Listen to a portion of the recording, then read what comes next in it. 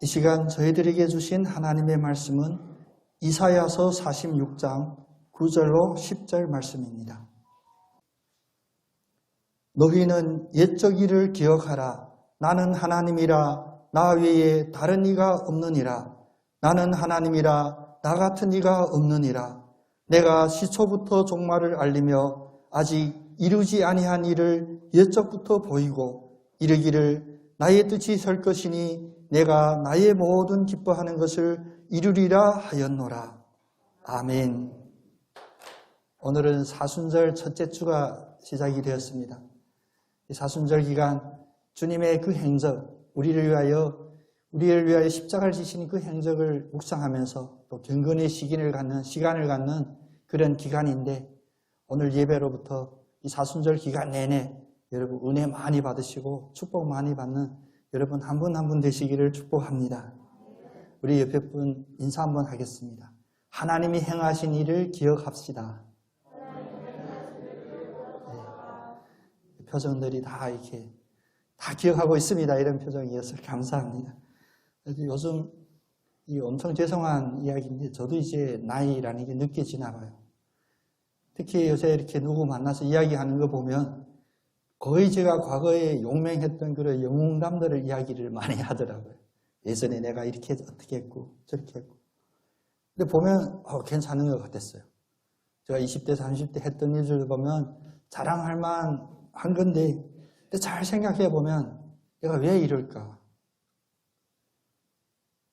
과거의 나의 기억들이 오늘의 나에게 유익한 그런 경험을 주고 또 새로운 동기를 부여해 주는 건 매우 좋은데, 내가 영웅담을 이야기할 때 나는 신나지만 이걸 들어주고 있는 상대방은 어떤 기분으로 들을까, 이런 생각이 갑자기 들더라고요.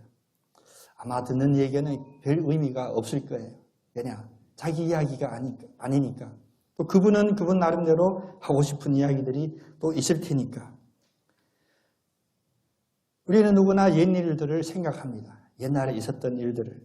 그런데 지나고 온 과거의 인생을 돌아보면 거기에서는 바른 삶, 바른 경험을 찾는 게 중요합니다. 그런데 모든 이들이 다 기쁘고 바르고 의미 있었던 그런 것만 찾아낼 수 있는 것이 아닙니다. 과거의 삶에 보면 아팠던 것도 많이 있고 기분 나빴던 것도 있고 고통스러운 것들도 있습니다. 그래서 아마 누구든지 자기의 기분 좋고 자랑할 만한 것들을 끄집어내서 고통스럽고 아팠던 것들을 가리우려고 하는 그런 심리가 있지 않나 생각해 봅니다. 오늘 성경 말씀을 보면 하나님도 우리들에게 과거를 생각하라고 이야기를 하십니다. 너희는 옛적 일을 기억하라. 그런데 그냥 옛적 일만 기억하는 이 행위만을 우리들에게 말씀하신 것이 아니라 옛적 일을 돌아볼 때 핵심이 무엇인가를 우리들에게 지적해 주십니다. 너희들은 옛적 일을 기억하되 무엇을 기억하냐? 논리적으로는 아무 맥락이 없을 듯한 그러한 딱 한마디입니다. 옛적 일을 기억하되 거기에서 나는 하나님이라 나 외에는 다른 하나님이 없다. 이것만 기억하라고 그래요. 지금 여러분의 머릿속에서 생각나는 옛일들, 그 속에서 그래, 그분이 하나님이 있었어. 그 하나님 외에는 다른 분이 없으셨어. 이런 고백이 충만하는 축복이 있기를 원합니다. 한마디로 모든 과거가 다 하나님이었다라고 고백한다면 아까 앞에서 이야기했던 기분 좋고 감사한 일들도 하나님이 하신 일이 분명하지만 그 속에 고통스럽고 아팠고 심지어는 내 기분이 나쁠 만한 그런 시련들, 굽은 것들마저도 하나님이 하셨다고 생각하는 것 매우 중요합니다. 이것이 지금 몇 주간 계속 이어서 했던 하나님의 절대 주권입니다. 굳게 하시는 하나님을 보시는 것 우리의 믿음에 매우 중요합니다.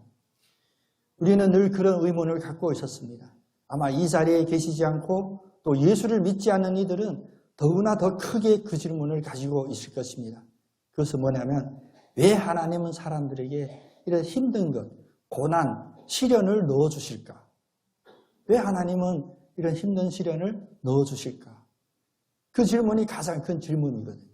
이 질문 때문에 예수를 부인하고 교회를 거부하고 또 예배의 자리에서 다시 자기의 자리로 돌아가는 일들도 있기 때문입니다. 오늘 이 말씀 속에서 주님 큰 은혜를 부어주시기를 간절히 소원합니다. 짧은 시간이지만 하나님은 왜 우리의 인생 속에 굵은 것을 넣어주실까?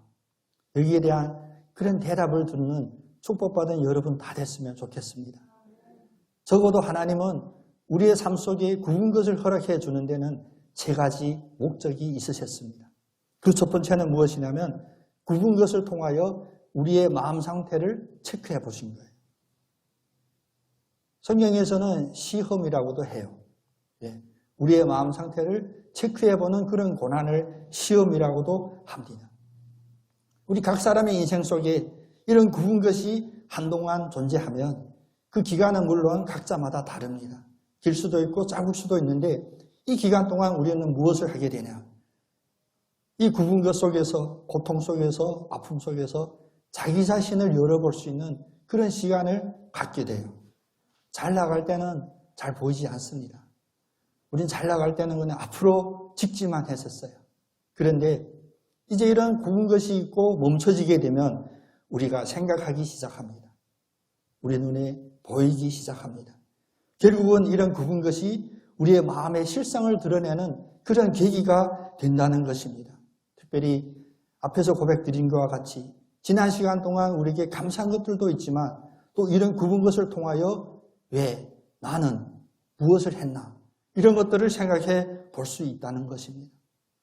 하나님은 심지어 이런 것을 깨닫지 못할 때 우리에게 여러 가지 은혜의 방법들을 사용하시는데 그 중에 하나가 자리를 옮기는 거예요. 자리가 옮겨지면 시선이 바뀌어요. 시선이 바뀌면 전에 보이지 않던 것들이 보이게 됩니다. 물론 외적인 것들만 보이지만 보이는 것이 아니라 옮기게 되면 내 마음 상태도 다시 돌아보게 돼요. 결코 이것은 나를 힘들게 하는 악의적인 굵은 것이 아니라 하나님이 특별한 섭리가 있는 그런 옮기심이다라는 그런 고백이 우리에게 있어야 됩니다. 이제 자기 습관적으로 행해던 것이 새로운 환경에서 잠시 멈추게 되면 생각하게 되고 생각 속에서 우리의 눈에 보이는 것들이 새로운 영역으로 넓혀지기 때문입니다. 더군다나 습관대로 하지 않으면 우리가 신경 쓰게 돼요. 한 절차 한 절차마다 자기의 모든 것을 다 신경 쓰게 되는데 소위 말하는 인간의 일은 신경 쓰는 그 과정 속에서 하나님이 역사하심이 있습니다. 우리의 마음 상태를 체크해 보게 합니다. 우리가 성경을 읽다 보면 욥기에 대한 그 의문들이 많이 있어요. 근데 욥기는 여러분 성경의 순서를 보면 중간쯤에 있잖아요. 근데 욥기는 언제 읽어야 되냐? 창세기와 같이 봐야 돼요. 욥기의 그 내용을 보면 하나님, 사탄, 인간이 막 대화하는 이런 상황을 기록하고 있잖아요.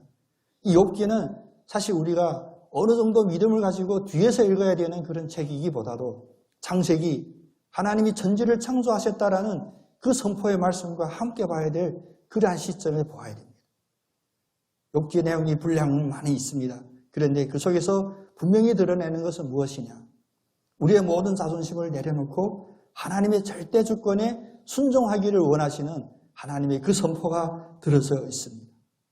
우리 인생 속에 굵은 것을 넣으셔서 우리의 상태를, 마음 상태를 체크하시는 하나님.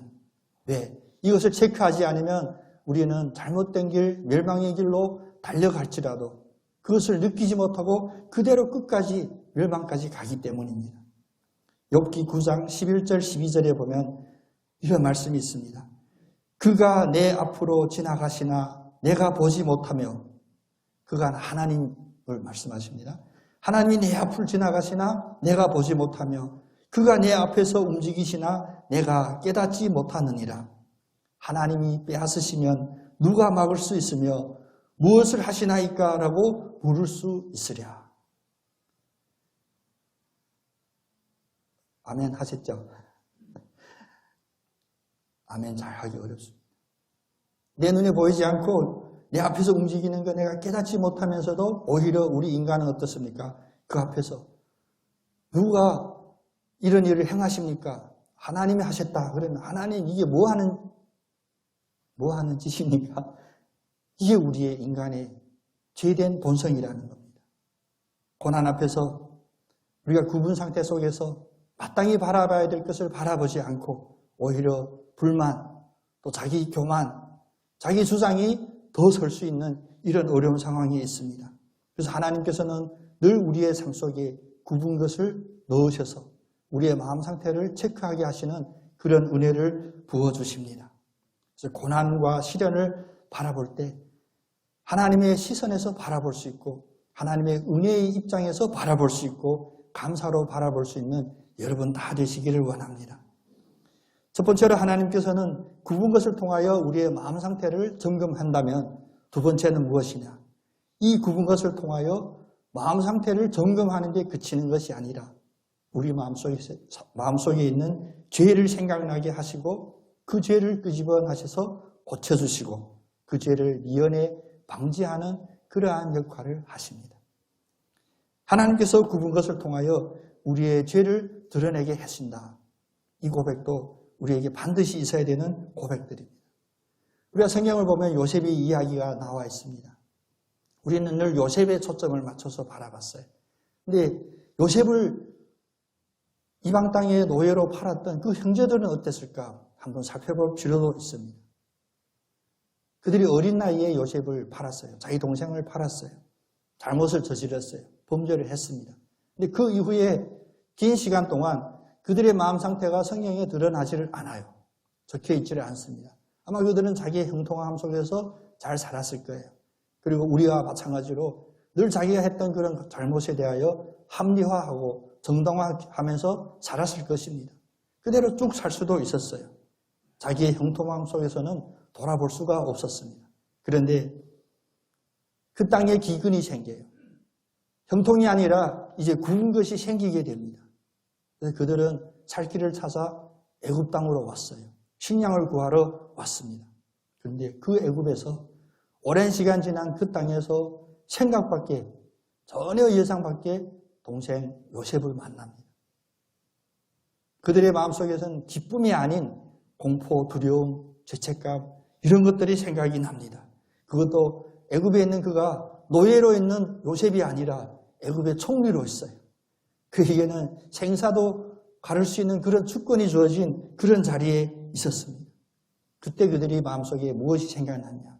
성경에는 이렇게 표현합니다. 창세기 42장 21절에 보면 그 형제들이 서로 말하되 우리가 아우의 일로 말미암아 범죄하였도다. 그가 우리에게 액을 할 때에 그 마음의 괴로움을 보고도 듣지 아니하였으므로 이 괴로움이 우리에게 임하도다. 굽은 상황 속에서 요셉을 다시 만난 형제들은 이제 우리가 나의 동생, 나의 형제 요셉에게 범죄하였구나를 깨닫게 됐어요. 그리고 그들이 생각하려고 하지 않았던, 어찌 보면 잊혀졌던 그 당시에 그들에게 애원하고 도움을 요청하고 그 소리가 다시 생각이 나요. 그때 우리가 그 괴로움을 보지 않았는데 오늘 그 괴로움이 우리에게 임하는구나. 예수를 모르는 이들은, 예수를 모르는 세상은 이런 것을 보응이라고 그러죠. 자기 행한 것만큼 돌아온다. 물론 하나님이 말씀하시는 이런 오늘의 죄의 깨달음과는 약간의 차이가 있습니다만 먼저 첫 번째 순서가 이겁니다. 죄를 상기하게 하는 거예요. 우리의 마음속에서도 생각나는 게 있을 수 있습니다. 아, 그때 내가 그의 괴로움을 내가 알지 않았고 그의 그 눈물의 호소를 내가 듣지 않았고 그가 내밀었던 그 손을 잡지 않았던 것. 굽은 것 속에서 이 생각나는 것, 이것은 하나님이 주신 은혜입니다. 생각나셔야 됩니다. 생각나야 그 환부를 드러내야 우리가 터뜨릴 수가 있습니다. 내 자신의 괴로움만 생각하는 우리의 모습이 아니라 혹시라도 내 때문에, 나 때문에 다른 이들이 괴로워했거나 다른 이들이 아파하지 않았나 돌아볼 수 있는 여러분 모두가 되기를 원합니다. 혹시라도 내가 누군가의 그 괴로움을 무시하고 오히려 그에게 악을 향하여 그에게 범죄했던 것이 있는지 회개하는 그러한 시간도 있기를 원합니다. 또 그동안 우리가 평소 살아갈 때 고든 길을 걸어간다고 생각했던 우리들이 갑자기 이 굽은 곳에 이 굴곡점에 서 있을 때 우리의 마음에 생각나는 것들을 억제하지 마시고 다 드러내시고 다 끄집어내시기를 바랍니다. 하나님은 이것을 섭리로 역사하십니다. 왜 이런 것들을 다 끄집어내냐? 예수님께서는 마태복음 13장 15절에 이렇게 말씀하셨죠. 이 백성들의 마음이 완약하여져서 그 귀로는 듣기에 둔하고 눈은 감았으니 이는 눈으로 보고 귀로 듣고 마음으로 깨달아 돌이켜 내게 고침을 받을까 두려워함이라. 우리가 왜 눈이 있고 귀가 있어도 보지 않고 귀로 들으려 안 하고 다시 돌이키지 않냐? 하나님께서 고칠까 봐 두려워서 그렇대요. 예수님께서는 정확하게 우리의 심리를 짚으셨어요. 우리가 왜 과거에 마음 아픈 것, 내가 실수했던 것, 심지어 내가 범죄했던 것들을 끄집어내고 회개하려고 하지 않냐? 그것이 고침받는 것에 대한 우리의 두려움이 있기 때문입니다. 담대히 드러내 주십시오. 하나님이 고치는 걸 두려워하지 마십시오. 왜냐? 하나님이 고치시기 때문입니다. 뒤에 계속 이어서 나옵니다. 하나님이 고치는 걸 왜 두려워하지 말아야 되나? 하나님은 우리의 마음 상태가 이런 과정을 통하여 교만을 내려놓고 온순해지기를 원합니다. 귀가 열리고 죄가 생각날 때 우리에게 두려움이 있는 것이 아니라 오히려 주여 도와주시옵소서라는 그 고백을 주님께서는 기다리기 때문입니다. 이건 옆 사람하고 하면 좀 이상하니까 자기 자신에게 한번 고백해 보겠습니다. 주님께 고침을 받을까 두려워하지 않습니다. 그래요. 주님이 고쳐주신다는데 드러내놓고 고침받는 여러분 다 되셨으면 좋겠습니다. 이런 구분거 속에서 우리 죄가 생각나면 하나님이 고쳐주십니다. 신학적으로 하나님의 속성을 표현할 때 첫 번째 속성이 뭐냐? 사실 우리가 늘 외치지만 하나님은 사랑이시다. 이 속성도 중요해요. 그런데 더 중요한 것은 무엇이냐? 사랑이다 앞에 하나님은 의로우신 하나님이시다. 한번 고백해 볼까요? 하나님은 의로우신 하나님이시다. 하나님은 의로우시니까, 공의로우시니까 사랑이 넘치는 거예요. 그럼 그 공의 속에는 무엇이 있냐? 죄를 엄청 싫어하세요. 심지어는 죄에 대해서는 분노하세요. 그래서 가끔 새신자를 만나면 그런 이야기들을 듣습니다. 성경 읽다 보면 구약을 도저히 못 읽겠다. 구약에는 사랑이 하나님이 전혀 보이지 않고 어떻게 다 죽이고 살육하고 혼내고만 나오냐. 공의로우신 하나님, 사랑이 넘치시는 그 하나님께서는 선에 대해서는 무한한 사랑이지만 악을 그만큼 미워하신다는 분노하시는 모습까지 보여주시는 하나님이십니다. 우리의 죄가 하나님 앞에 드러날 때 공의로우신 하나님은 그 죄를 미워하십니다. 왜 그 죄를 미워하나요? 그 죄가 하나님의 자녀된 우리를 해치기 때문에 그렇습니다. 공정하시고 의로우신 하나님은 죄에 대하여 철저히 분노하시지만 그 죄의 멍에에 허덕이고 어찌할 바를 모르는 우리 연약한 인간들은 하나님은 사랑하십니다. 이것을 분명히 아셔야 돼요. 때문에 하나님께서는 우리가 죄를 생각해놓고 다시 생각해보면 그 기간이 오래지 않은 것을 우리가 발견할 수가 있습니다. 공의로우신 하나님이시고 죄에 대하여 분노하시는 하나님이시지만 우리를 사랑하시기 때문에 우리의 인생 속에 있는 그 굽은 것은 기간이 있습니다. 기간이 길고 짧고는 차이는 있지만 기간이 있습니다. 우리가 생각나는 그 죄 더 이상 진행되지 않도록 막아주십니다. 여러분이 생각나는 그 죄 하나님께서 더 막아주십니다. 빨리 깨닫고 하나님께 빨리 되돌아와 치료받고 고침을 받는 것이 얼마나 축복된지 모릅니다. 이거 빨리 치료하지 않으면 묻어두고 꺼내지 않으면 심지어 우리는 고집할 수도 있습니다. 저는 생각이 안 나요. 몰라요. 그거는 당신 입장이고 주님은 다 아십니다. 다 기억하고 계십니다. 빨리 끄집어내서 치료받고 고침을 받아야 우리의 그 죄가 무덤까지 가지 않고 우리의 그 죄의 그늘이 평생 동안 우리를 따라다니지 않습니다. 빨리 결단하십시오. 굳게 하시는 상황 속에서 하나님 왜 저한테 이러십니까? 왜 저만 갖고 그러십니까? 이런 원망이 아니라 주님 감사합니다. 다 끄집어내겠습니다. 굽은 거 주시는 것 이 상황에서 멈추겠습니다. 멈춰서 끄집어냈을 때 주님 고쳐주세요 라고 기도할 수 있는 우리 모두가 되어야 됩니다. 시편 99편 8편에 보면 여호와 우리 하나님 주께서는 그들에게 응답하셨고 그들의 행한 대로 갚기는 하셨으나 그들을 용서하신 하나님이라 라고 하셨습니다. 시편 99편의 말씀입니다. 우리의 행한 대로 다 갚으시지만 어떤 식으로 갚으셨냐? 우리를 용서하시는 하나님이시라. 그 하나님이 바로 오늘 우리가 본문에서 외쳤던 그 하나님입니다. 그 하나님 외에는 다른 하나님이 없으십니다. 하나님은 이런 구분거 속에서 죄를 생각나게 하시고 끄집어냈을 때 고쳐주실 뿐만 아니라 3단계, 세 번째 단계는 뭐냐? 이런 죄를 다시 짓지 않도록 미연에 예방해 주십니다. 호세아서 2장, 우리가 잘 읽지 않는 부분인데 호세아서 2장 6절 7절에 보면 이런 말씀이 있습니다. 하나님이 경고하실 때 하신 말씀인데 그러므로 내가 가시로 그 길을 막으며 담을 쌓아 그로 그 길을 찾지 못하게 하리니 그가 그 사랑하는 자를 따라갈지라도 미치지 못하며 그들을 찾을지라도 만나지 못할 것이라. 그제야 그가 이르기를 내가 본 남편에게로 돌아가리니 그때의 내 행편이 지금보다 나았음이라 하리라. 막 나가요. 잘못된 길인지도 모르고 열심히 막 나가고 있어요. 그래서 하나님 어떻게 하셨냐? 가시로 그 길을 막고 담을 쌓았대요. 멈추게 했어요. 아픔이 있게 했습니다. 그래서 그들이 마음속에 소원하고 이뻐 보이고 찾고자 하는 것들을 찾지 못했어요. 자기 마음속에 의지했던 것들에 통하여 의지함을 도움을 받지 못했어요. 그때 그들이 깨달았습니다. 그래, 내가 내 본 남편에게로 돌아가야지. 그때의 내 형편이 지금보다 나았습니다. 이것은 결코 혼인에 대한 이야기하는 것이 아닙니다. 호세아서 하나님과 우리와의 영적인 그 혼인을 이야기하는 거예요. 하나님이 아닌 것을 찾아갈 때 하나님이 가시로 담을 쌓고 막아주십니다. 그리고 돌아오게 하여 그래, 나를 사랑했던 그 하나님께로 돌아가야지. 그 하나님한테 이 안식이 있지.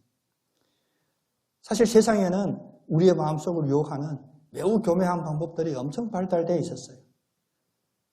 우리 창세기 보면 하나님께서 우리 인간을 지으시고 에덴 동산에 그 모든 권한을 다 부여했을 때 그들이 유혹에 넘어가는 것 보셨죠.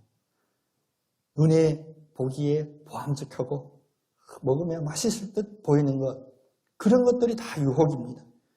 지금도 마찬가지예요. 우리의 주변에는 그 생명의 나무, 따서는 안 되는 그 나무들이 늘 있습니다. 그런데 세상은 어떻습니까? 우리 보기에 그럴듯해요. 먹어도 괜찮을 것 같아. 가끔은 생각이 나요. 아, 이거 하지 말라고 했던 일인데 에이, 설마 해도 괜찮겠지. 이런 생각으로 유혹에 가게 됩니다. 그런데 우리 인생에 이 굽은 것이 나타나면 어떻게 됩니까? 멈추게 되는 거예요.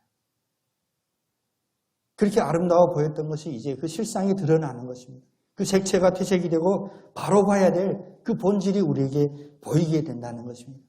때문에 이 굽은 것이 우리들에게 죄를 미연에 방지하는, 예방하는 그러한 역할을 하게 돼요.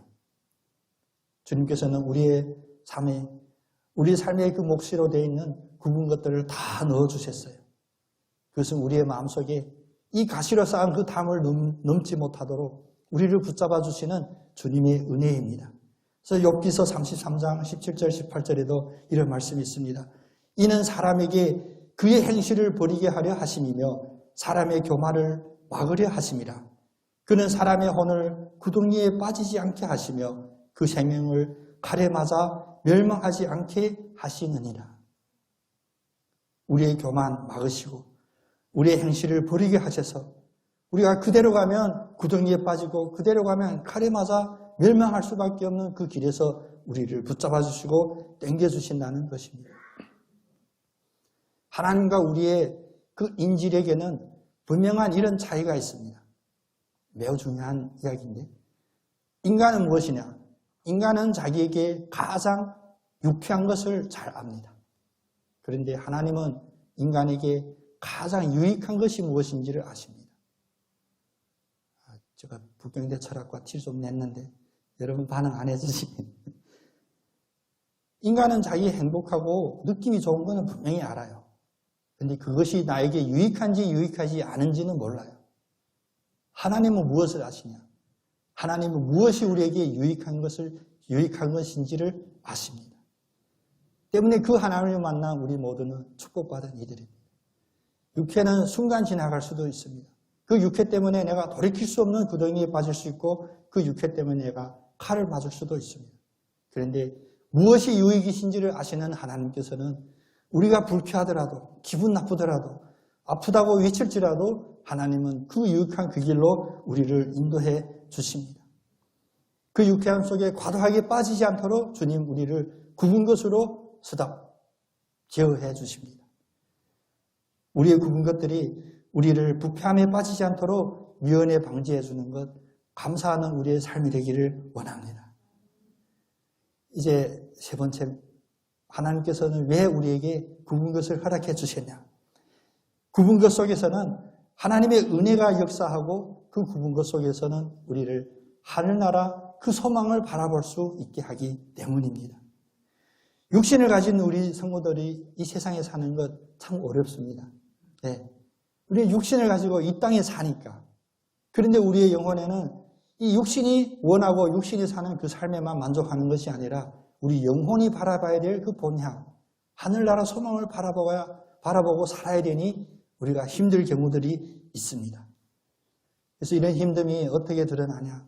우리 영적으로 나태하거나 영적으로 게으르거나 가끔은 자기 정당화하거나 자기 합리화하는 이런 것들이 나타나는데 이럴 때마다 우리에게 지속되게 흐르던 은혜들이 지체되거나 멈춘다는 겁니다. 우리에게 반드시 있어야 될 그 은혜가 멈추게 되면 어떻습니까? 이번 겨울 상수도가 얼어서 딱 정확히 한 오전만 물이 안 나왔는데 그래도 힘들다고 막 마음에 오더라고요. 은혜는 우리에게 순간이라도 멈추면 안 됩니다. 한시라도 막혀 있으면 안 됩니다. 그런데 우리가 인생의 유쾌한 것 알고 유쾌함을 쫓아 달려나갈 때 이 은혜에 대하여 우리가 둔감해 살았습니다. 우리 은혜가 지속되려면 우리에게 둔감했던 이 영적인 상태를 자극하는 것들이 필요해요. 그것이 바로 굽은 것입니다. 고통을 인내하고 오래 견디는 것 같은 이런 일들은 우리의 인생의 실패나 좌절이 아니라 우리에게 은혜가 역사할 수 있도록 작동하는 은혜의 작동기관인 것을 믿으시기를 바랍니다. 그 굽은 것은 은혜를 행사하기 위하여 우리의 내적인 부패함을 억누르고 나의 쾌락을 쫓아가려고 하는 그런 본성을 억누르고 오히려 간헐적이고 멈춰있던 그런 은혜들이 다시 작동할 수 있도록 해주시는 것이 바로 우리 몫에 들어있는 굽은 것입니다. 잠시 동안은 이런 굽은 것들이 우리를 괴롭게 하고 힘들게 합니다. 그러나 그 결국에는 사람 속에 하나님의 은혜를 넣어주셔서 그 은혜가 일을 할 수 있도록 만들어주시는 것이 바로 이 굽은 것입니다. 베드로전서 1장 6절 7절에 우리가 잘 아는 말씀이 있죠. 그러므로 너희가 이제 여러 가지 시험으로 말미암아 잠깐 근심하게 되지 않을 수는 없으나 오히려 크게 기뻐하는도다. 너희의 믿음의 확실함을 불로 연단하여도 없어질 금보다 더 귀하여 예수 그리스도께서 나타나실 때에 칭찬과 영광과 존귀를 얻게 할 것이니라. 여기서 핵심 포인트를 잡아야 돼요. 우리는 여러 가지 이런저런 시험을 당할 수 있습니다. 그런데 이런 시험을 당할지라도 그것이 잠깐 근심하게 될 그런 것이라는 본질을 알고 오히려 크게 기뻐해야 하는 것이 우리 이 말씀의 핵심 포인트입니다. 왜? 첫 번째는 잠깐일 거니까. 두 번째는 더 중요한 것은 그 종점에 바로 예수 그리스도가 계시기 때문입니다. 예수 그리스도가 나타나실 그때가 우리의 마지막 그 자리, 그 시점입니다. 우리는 이 세상에서 하루하루 살면서 또 올해도 벌써 봄 되는 것 같죠. 그제만 추웠는데 내 의지와 상관없이 시간은 달려갑니다. 시인들은 그 시간 앞에서 여러 작품들을 수천 년 써왔습니다. 근데 부질없어요. 시를 쓴다고 시간이 멈추는 것도 아닙니다. 근데 이 속에서 우리가 착각하고 있는 것이 무엇이냐? 그 시간의 마지막 점에 바로 예수 그리스도가 나타나신다는 그것을 믿고 사는 것입니다. 우리 한번 믿음의 고백해 보겠습니다. 세상의 마음을 끊고 천국을 바라봅니다. 큰일 났네. 다 산으로 갈 건데. 이제 세상 마음 끝났다 그러면 우리는 이제 산으로 갈 준비를 저도 한동안 그랬었습니다. 그게 멋있는 줄 알고 그게 믿음인 줄 알고 제 아내가 늘 저한테 농담했는데 꼭 하면 나 수도원 갈 거야. 나 수도사 될 거야. 세상과 마음 끊을 거야. 세상과 마음을 끊는다는 그런 극단적인 상황이 아니라 내가 세상에 의뢰하려고 했고 내가 세상에서 얻으려고 했던 그런 행복의 그 단서들을 끊고 정확히 무엇을 알아야 되냐. 근본의 핵심을 알아서 예수 그리스도가 다시 나타났을 때 내가 어떤 모습으로 서 있을까. 그것에 대하여 깨어있고 그것에 깨어있으면 오늘의 삶도 내가 어떻게 살아야 될지를 우리가 붙잡을 수가 있다는 것입니다. 사실 은혜 받은 그리스도인들은 자기의 삶 속에서 자기 몫에 들어있는 그런 굽은 것을 바라볼 때 무엇을 하냐. 첫 번째는 정신을 바짝 차리고 물론 기도하고 말씀 붙잡는 이런 영적인 수단을 통하여 정신을 바짝 차리고 두 번째는 마음을 안정시키고 근데 이거 없으면 불안하거든요. 걱정이 되고 두려움이 없거든요. 그런데 이 굽은 것 속에서 마음을 안정시키고 마지막 진지한 자세로 돌아서게 되는 진지하다. 그래서 세상에 이야기하는 그런 지혜가 아니라 영적인 지혜를 이야기하는 거예요. 이 땅에 나그네로 살고 있지만 그 삶의 본질은 하늘나라를 살아가는 그런 천국 소망을 가진 사람으로 살 수 있는 삶입니다. 이 삶이 바로 진지한 삶입니다. 잠시 동안은 이리저리 돌아다니고 실족도 하고 넘어지기도 하겠죠. 그런데 잠깐에는 이런 것 속에 왜 우리가 감사해야 되냐. 바로 그 속에서 우리가 내가 깨달아야 될 것을 분명히 깨달았고 나의 목적 근본이 어디 있는지를 깨달았기 때문입니다. 우리가 탕자의 비유를 얘기하잖아요. 탕자가 밖에서 자기 유쾌한 것은 알았어요. 그 유쾌한 것을 만족시키려고 했다가 어느 시점에 다시 돌아오게 되냐. 그 인생에 완전히 굽어져 있는 그 순간에 그가 스스로 돌이켜 깨달아서 그래, 내 아버지 집이 좋았는데 내 아버지 집에는 품꾼마저도 양식이 넉넉했는데 그것을 생각하게 되는 거예요. 각자 인생의 경력은 다릅니다. 이 세상을 살았던 시간도 서로 다릅니다. 그런데 똑같이 받아야 될 은혜가 있습니다. 빨리 주님께로 돌아가는 것. 빨리 주님께로 돌아가는 것. 이런 이야기는 교회 안 온 분들한테 해드려야 되는데 늘 교회에 오신 착한 분들한테 하네. 빨리 주님께로 돌아오는 축복이 우리에게 넘치기를 원합니다. 굽은 것으로 말미암아 이 세상에는 안식이 없다. 이 세상에는 나에게 진정한 위로를 줄 바가 없다라고 깨닫고 오히려 이 세상에 의지했던 것들이 다시 돌이켜 나를 찌를 때 그 고통이 얼마나 아픈지를 미리 깨닫고 이제 다른 안식처이고 변치 않는 소망인 하늘 소망을 바라보는 그런 축복이 있기를 원합니다.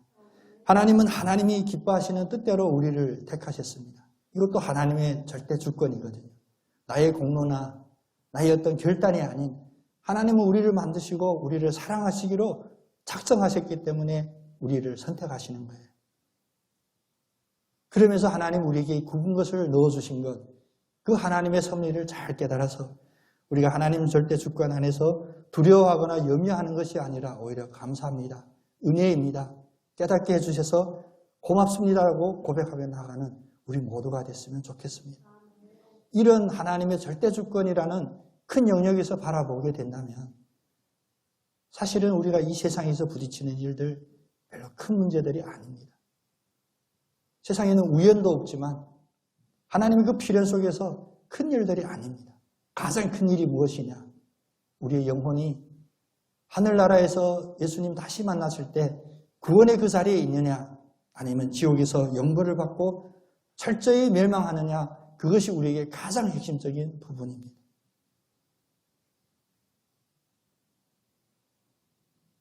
얼마 전 기도하시는 권사님 그런 이야기 해주셨어요. 우리 교회가 방주가 돼야 됩니다. 구원의 방주가 돼야 돼요. 많은 이들이 이 배에 타야 돼요. 그런데 우리 한 사람 한 사람이 이 구원의 방주에서 내가 어느 자리에 있느냐, 내가 입구에 있거나 내가 주방에 있거나 내가 응접실에 있거나 특별히 내가 방송실에 있는 것이 우리의 입장이 아닙니다. 우리 한 사람 한 사람은 백향목이 돼야 돼요. 그 방주를 만드는 그 제목이 돼야 돼요. 그 제목은 말 못합니다. 그 제목은 드러내지를 못합니다. 그런데 무엇을 할 수 있냐? 더 크게, 더 견고하게 배를 만들어서 많은 이들이 그 배에 실을 수 있는 그 역할을 하는 것입니다. 우리가 주님이 주시는 그 구원 앞에 온전히 겸손해지기를 원합니다. 하나님의 절대 주권 앞에 온전히 겸손해지기를 원합니다. 에베소서 2장 8절 9절 말씀으로 오늘 마칩니다. 너희는 그 은혜에 의하여 믿음으로 말미암아 구원을 받았으니 이것은 너희에게서 난 것이 아니요 하나님의 선물이라. 행위에서 난 것이 아니니 이는 누구든지 자랑하지 못하게 함이라. 하나님의 선물 받은 우리 모두가 주 안에 축복의 자리, 절대 주권 앞에 순종하는 자리 온전히 서 있고 흔들리지 않는 그런 한 사람 한 사람 되기를 예수님의 이름으로 축원합니다. 기도하겠습니다.